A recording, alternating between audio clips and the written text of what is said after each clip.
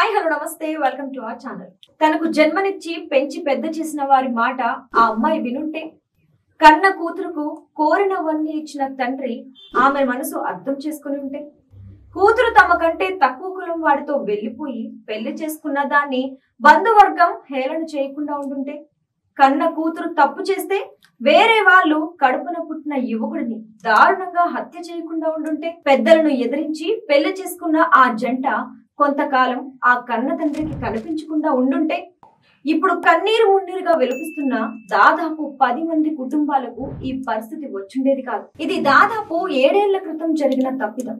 ఎవరి వాదన వాళ్లకు సబవుగానే అనిపించిన మనుషులుగా మసలవలసిన వారే క్రూర మృగాల కంటే ఘోరంగా ప్రవర్తించిన సంఘటన ఇప్పుడు కోర్టు తీర్పుతో వెలుగులోకి వచ్చింది. దేశవ్యాప్తంగా సంచలనం సృష్టించిన ప్రణయ్ హత్య నేపథ్యంలో నడిచిన కథ ఇది. ఓ ఆడపిల్ల తమ కుటుంబంలోనే కాకుండా చాలా మంది కుటుంబాల్లో పెట్టిన చిచ్చు ఇది. ప్రేమ అనే వ్యామోహంలో పడి కన్న తల్లిదండ్రులకు మనస్తాపానికి గురి చేసిన సంఘటన ఇది. తండ్రి యుక్త వయసు వరకు అల్లారు ముద్దుగా పెంచిన తండ్రిని అవమానానికి గురి చేసిన అమృత అనే అమ్మాయి కథ ఇది. ఎవరి వాదనను వారికి కరెక్ట్ అనిపించవచ్చు. ముందుగా అమృత తండ్రి స్వర్గీయ మారుతీరావు వాదన విందాం. కూతురును కని అల్లారు ముద్దుగా పెంచితే లేలేత పాదాలతో గుండెల మీద ఆడుకున్న తాను నిర్దయంగా యుక్త వయసు వచ్చిన తరువాత గుండెల మీద గట్టిగా తన్ని వెళ్ళిపోయింది. ఆ పోవడం ఎక్కడికి పోయింది? ప్రేమ పేరుతో ఒక నిమ్న కులస్తుడితో లేచిపోయింది.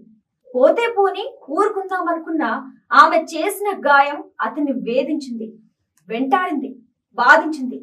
సమాజంలో నాకున్న పేరు ప్రఖ్యాతులు అన్నీ పోగొట్టింది. నాకు కూతురు కంటే పరువే ముఖ్యం అనుకున్నాడు. ప్రణయ్ కుటుంబంకు డబ్బు ఆశ చూపాడు. కోట్ల రూపాయలు ఇస్తాను అన్నాడు. నా కూతురును వదిలేయమని వేడుకున్నాడు. దానికి వారు ఒప్పుకోలేదు. దాంతో పిచ్చివాడయ్యాడు. ప్రతీకారం తీర్చుకోవాలని ప్లాంట్ గా అతన్ని చంపించాడు. నేను చేసింది కరెక్టే అని సమర్థించుకున్నాడు. నానానికి మరోవైపు కూడా ఉంటుంది కదా.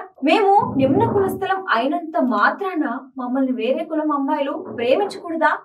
ప్రేమించి పెళ్లి చేసుకుంటే మమ్మల్ని అత్యంత దారుణంగా చంపేస్తారా? కన్న తండ్రిగా నీ కూతురు ఇక్కడ ప్రేమించిన వాడితో ఆనందంగా ఉంటే నీకు గిట్టలేదా? డబ్బు, కులహంకారం, మదంతో నా కుమారుని చంపేస్తావా? తరతరాలుగా మా మీద ఇలాంటి దాష్టికాలే జరుగుతున్నాయి. ప్రపంచం ఇంత మారినా మీ కులకంపు పోదా? నువ్వు చేసిన పనికి ఎంత నష్టం? నీ మనవడు తండ్రి లేని వాడుగాను, నీ కూతురు భర్త లేని విధవగాను అయితే నీ ఆత్మ శాంతిస్తుందా? ఏమిటి ఘోరమంటూ వీరి ఆవేదన. రెండింటినీ కాదనలేము.